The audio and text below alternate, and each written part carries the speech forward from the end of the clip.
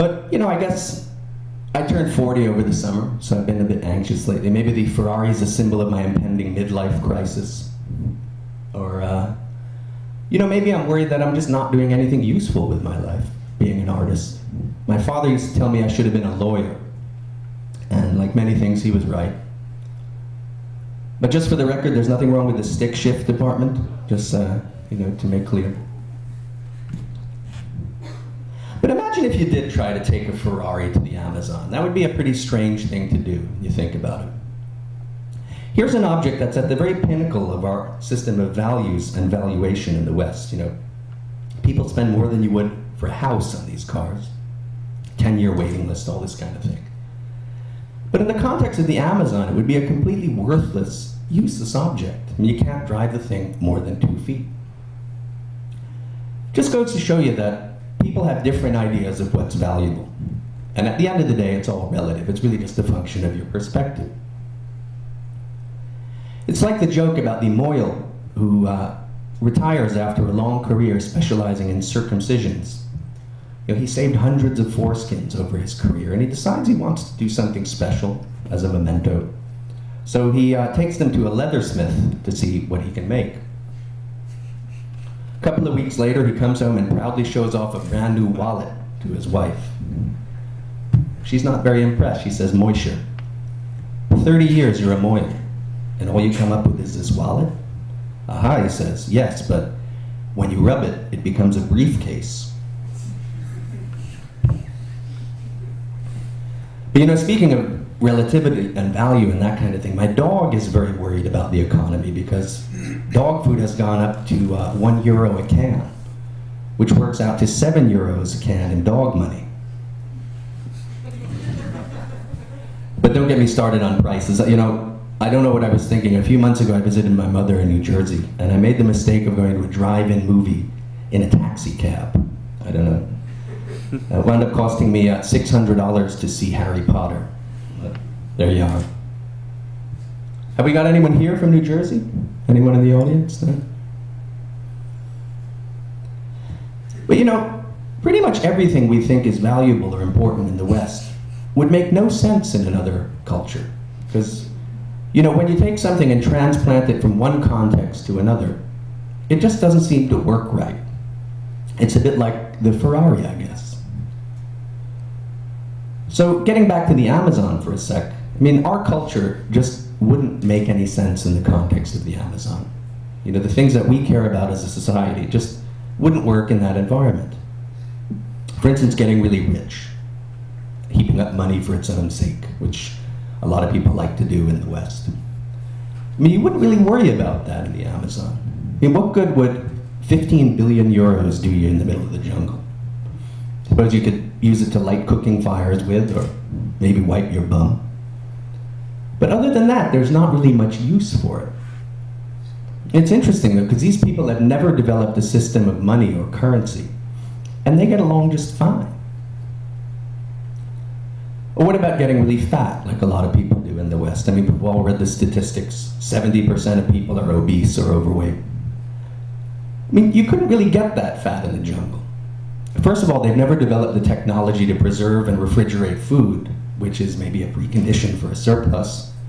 But secondly, they're just not as greedy as we are. So basically, they just eat what they need when they need it. In fact, in the Amazon, they've developed a culture that's in complete harmony with their natural environment. And they live lives that require very little in the way of material goods. And of course, the things that are important to them don't really strike us as very important. Fair enough, everything being relative. For instance, they look at the jungle as the spiritual nexus of the universe that provides them with everything they need. We want to burn the place down to raise cattle for fast food joints.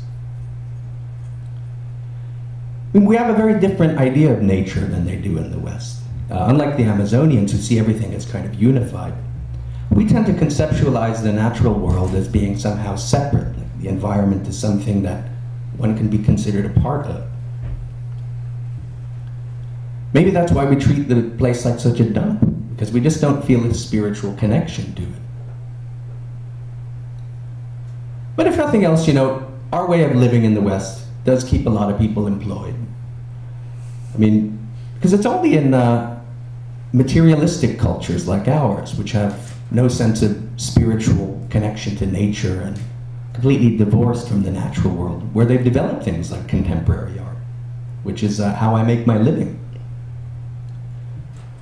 Because when you think about it, maybe you need a kind of alienated worldview to make things that are just abstract or exist as objects of speculation or novelty or status enhancers.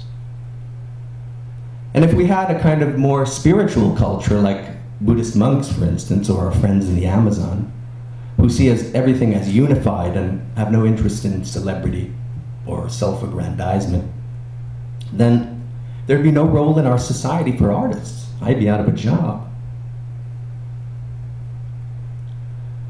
You know, speaking of the natural world, we have all kinds of crazy ways of conceptualizing the world in the West, and a lot of them are actually pretty spotty when you look a bit closer at them. I mean, for instance, the way we try to divide the natural world, the way we name and map out the oceans. I find this very interesting. I mean, can someone tell me where the South Pacific Ocean ends and the North Pacific Ocean begins? I mean, it's just one seamless mass of water that circles the globe. Maybe they should put up a fence. And how about the way we define things? This is also quite interesting. I mean, have you ever looked in the dictionary for a definition of something? I mean, we think we have pretty clear definitions of things, like a bird. We all think we know what a bird is. But you look it up in the dictionary and you realize we actually don't have a very clear idea after all.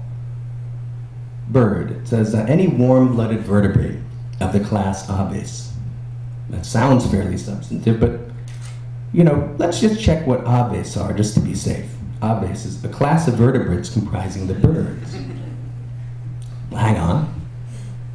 Isn't that just a kind of roundabout way of saying that a bird is an animal in the class of birds? We knew that to begin with.